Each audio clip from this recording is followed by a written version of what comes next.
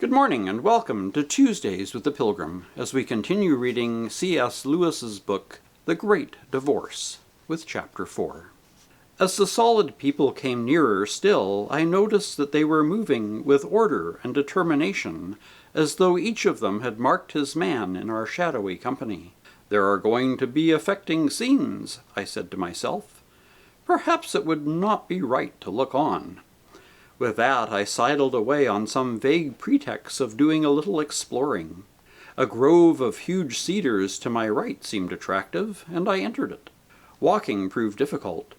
The grass, hard as diamonds to my unsubstantial feet, made me feel as if I were walking on wrinkled rock, and I suffered pains like those of the mermaid in Hans Andersen. A bird ran across in front of me, and I envied it. It belonged to that country, and was as real as the grass. It could bend the stalks and spatter itself with dew. Almost at once I was followed by what I have called the big man. To speak more accurately, the big ghost. He in his turn was followed by one of the bright people. "Don't you know me?" he shouted to the ghost, and I found it impossible not to turn around and attend. The face of the solid spirit, he was one of those that wore a robe, made me want to dance. It was so jocund, so established in its youthfulness. "Well, I'm damned," said the ghost. "I wouldn't have believed it. It's a fair knockout. It isn't right, Len, you know. What about poor Jack, eh? You look pretty pleased with yourself. But what I say is, what about poor Jack?" "He is here," said the other. "You will meet him soon if you stay." "But you murdered him." "Of course I did. It is all right now." "All right, is it? All right for you, you mean.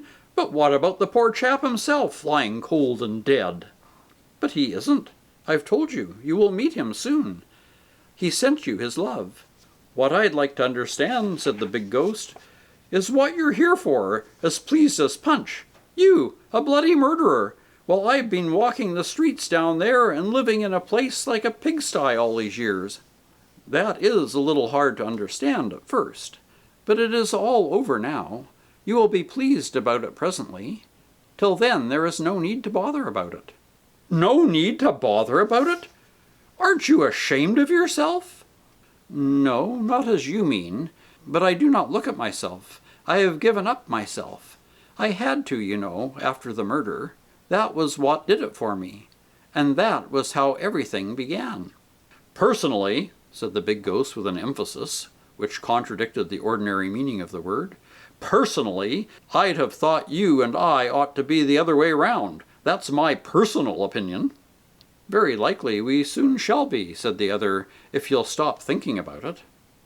"Look at me now," said the ghost, slapping his chest, but the slap made no noise. "I'd gone straight all my life. I don't say I was a religious man, and I don't say I had no faults, far from it. But I done my best all my life, see? I done my best by everyone. That is the sort of chap I was. I never asked for anything. That wasn't mine by rights. If I wanted a drink, I paid for it.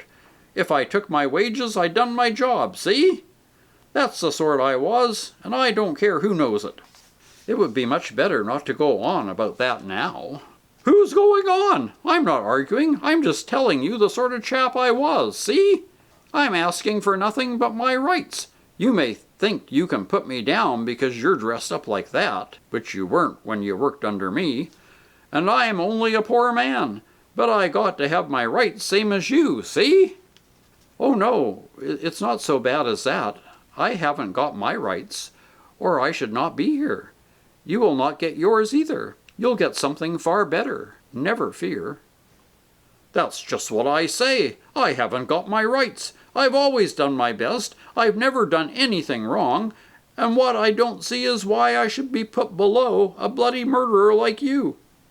"Who knows whether you will be? Only be happy and come with me." "What do you keep on arguing for? I'm only telling you the sort of chap I am. I only want my rights. I'm not asking for anybody's bleeding charity." "Then do, at once. Ask for bleeding charity. Everything is here for the asking, and nothing can be bought." "That may do very well for you, I dare say.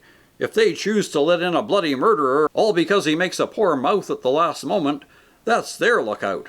But I don't see myself going on the same boat as you, see? Why should I? I don't want charity. I'm a decent man, and if I had my rights, I'd have been here long ago, and you can tell 'em I said so." The other shook his head. "You can never do it like that," he said. "Your feet will never grow hard enough to walk on our grass that way. You'd be tired out before we got to the mountains. And it isn't exactly true, you know." Mirth danced in his eyes as he said it. "What isn't true?" asked the ghost sulkily. "You weren't a decent man, and you didn't do your best. We, none of us were, and none of us did. Lord bless you, it doesn't matter. There is no need to go into all that now." "You!" gasped the ghost. "You have the face to tell me I wasn't a decent chap?" "Of course. Must I go into all that? I will tell you one thing to begin with. Murdering old Jack wasn't the worst thing I did. That was the work of a moment, and I was half mad when I did it. But I murdered you in my heart deliberately for years.